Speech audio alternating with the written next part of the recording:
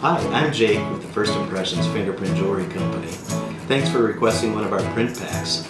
Today I'd like to show you how to use our inkless paper system to best capture the fingerprints of your loved ones. Once you take your print pack apart a little bit, you'll have a consumer brochure here, and this will have the majority of the product line inside for you to reference. And you have a First Impressions order form, really simple to fill out.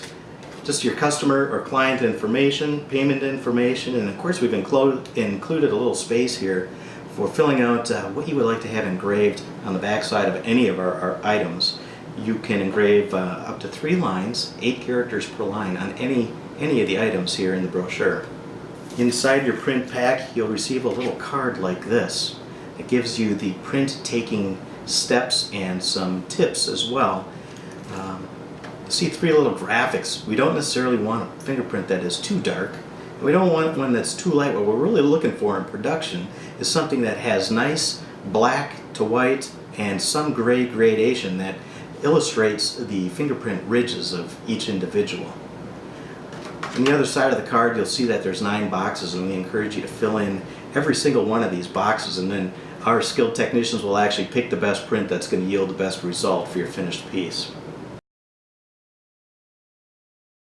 I'd like you to fill out this bottom line here so we know whose fingerprint we have captured, you have captured. There's a line here for the full name of the fingerprinted person. Now for capturing the prints, all you do is peel back this foil layer or cover on this identifier, and you just simply touch this pad and center your finger over one of the squares and just touch it. You don't need to roll it, rock it, tip it, anything. And there's no ink involved here, so there's no mess. And you'll see that that fingerprint then sort of develops in just a few seconds. Now if that looks a little too dark, what we encourage you to do is touch the finger again and then fill in 2 boxes. And what that'll do is it'll give us a darker version and a little bit lighter version. And of course our technicians will be able to tell which version is going to manufacture the best and yield the cleanest result in the end. Again, we want you to fill in all the boxes, so if that one looks too light, then go back to just touching one at a time, filling them in. Try to center the whorl in the box. If you're doing this with little kids, you can tell them it's a magic trick.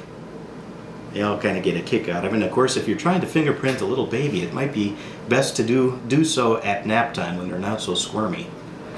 And there we have a card that yields some really fantastic prints. Most of these would be nicely manufacturable.